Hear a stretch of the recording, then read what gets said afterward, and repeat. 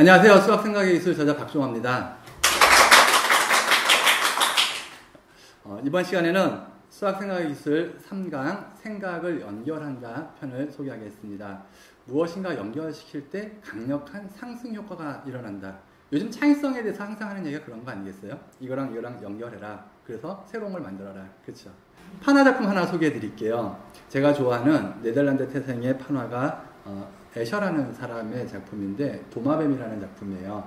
이 작품을 자세히 한번 보시면요. 뭐 2차원 평면에서 도마뱀이 막 나와가지고요. 3차원을 여행하고 다시 2차원 평면으로 들어가죠. 그 2차원 평면에 있는 도마뱀들을 자세히 보시면은 겹치지 않고 뭔가 이렇게 빈틈없이 도마뱀들이 평면을 다 채우고 있는 이런 것도 발견하실 수가 있어요.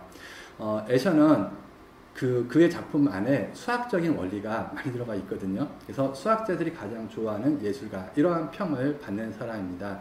무엇인가 그냥 하나만 뭐 독립적으로 하는 것도 좋은데 두 가지 이상을 연결해서 뭔가 새로운 영역을 만드는 것, 이런 것들에 사람들이 관심을 갖고 애셔 같은 사람도 그런 측면으로 사람들이 조명하는 것 같아요. 요즘에 사람들이 많이 관심을 갖는 두 가지 이상을 연결한다. 연결할 때는 눈에 보이는 걸 단순하게 연결할 수가 있고요. 개념적인 것을 연결할 수도 있겠죠. 무엇인가 생각을 연결해서 문제를 해결하는 그런 문제 같이 한번 보겠습니다. 생각 실험, 전구의 스위치. 거실 전구가 3개 있고 각각의 스위치 3개가 지하실에 있다. 지하실에 단 한 번만 들어가서 각각의 스위치가 어떤 전구의 스위치인지 알 수 있다고 한다. 어떻게 알 수 있을까? 문제 이해되십니까? 전구가 3개, 스위치가 3개. 근데 한 번만 왔다 갔다 해가지고 어떤 전구에 어떤 스위치가 연결되어 있는가 알아낸다. 이거는 실제로 미지수가 3개인데 식이 1개밖에 없는 그러한 형태의 문제잖아요. 그러니까 이거는 실제로 풀 수가 없죠. 그냥 생각해보면요. 근데 이것도 현실적인 상황하고 연결시키면 이 문제를 해결할 수가 있습니다. 얼마 전에 TV 문제적 남자 여기에도 나왔다고 사람들이 얘기하는 걸 들은 적이 있는데요. 이 문제를 같이 보면요. 먼저 이렇게 하는 거래요.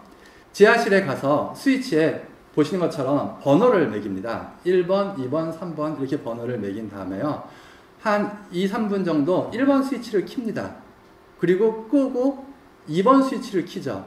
그리고 거실로 막 뛰어가지고 봤을 때 불이 켜져 있는 것은 2번 스위치랑 연결되어 있는 거고요. 꺼져 있는 것들 중에 이렇게 전구를 만져봐요. 만져봐서 좀 따뜻한 거를 1번과 연결되어 있다. 나머지를 3번과 연결되어 있다. 이렇게 판단하면 된다고 하더군요. 재밌지 않습니까? 그냥 우리가 손으로 푸는 방정식을 일상생활에서 뭐 따뜻하게 열이 전도되는 전구의 성질 같은 거와 연결시켰더니 도저히 풀 수 없는 문제 같은 거가 이렇게 쉽게 풀리는 것을 볼 수 있죠. 최근에 어떤 소프트웨어 회사에서 8살짜리 조카한테 설명하셔, 이런 문제들을 여러 군데에서 내는 걸 본 적이 있어요. 가령 구글 같은 회사에서 조카한테 데이터베이스를 설명하셔, 이런 얘기를 하는 거죠. 8살짜리 꼬마한테. 이런 문제를 한번 봐보세요. 생각 실험 1나노초. 당신이 입사 면접을 보고 있다고 생각해보자. 당신이 지원한 회사의 임원이 이렇게 질문한다. 나노초에 대해서 들어봤습니까?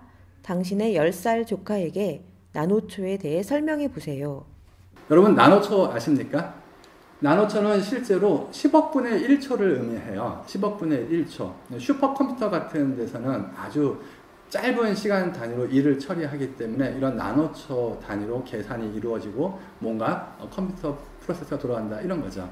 근데 10억 분의 1초, 나노초 이렇게 얘기하면 좀 감이 안 오죠.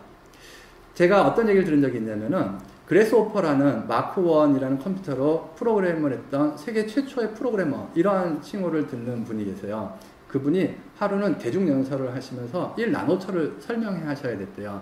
근데 1나노초는 10억 분의 1초입니다. 그러면 느낌이 별로 안 올까봐 어떻게 설명하면 좋을까 이렇게 고민하시다가요. 그분이 30cm 정도 되는 끈을 딱 갖고 나가서 사람들한테 그랬대요.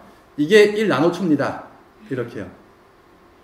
1나노초는 너무 짧은 시간이어서 빛도 1나노초 동안에는 이만큼까지밖에 못 갑니다. 이런 설명을 하신 거죠. 이해되세요?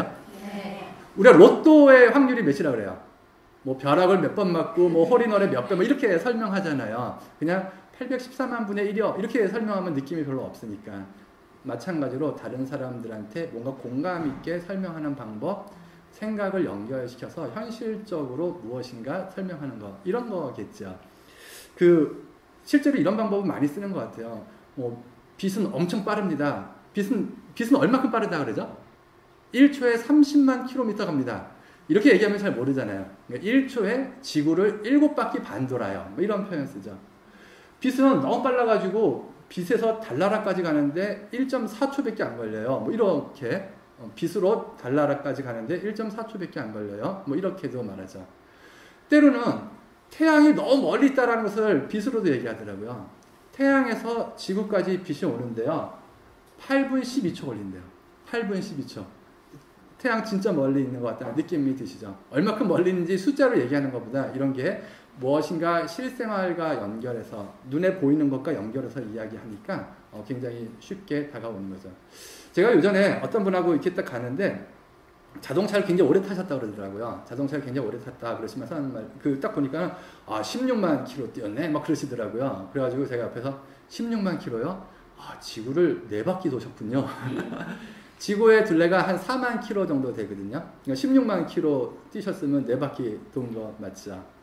이렇게 우리가 실질적인 아주 계산적인 것도 눈에 보이는 것, 구체적인 것과 연결해서 이야기하면 뭔가 연결시켜서 생각을 하면 좀 더 강력한 힘이 있는 것 같습니다.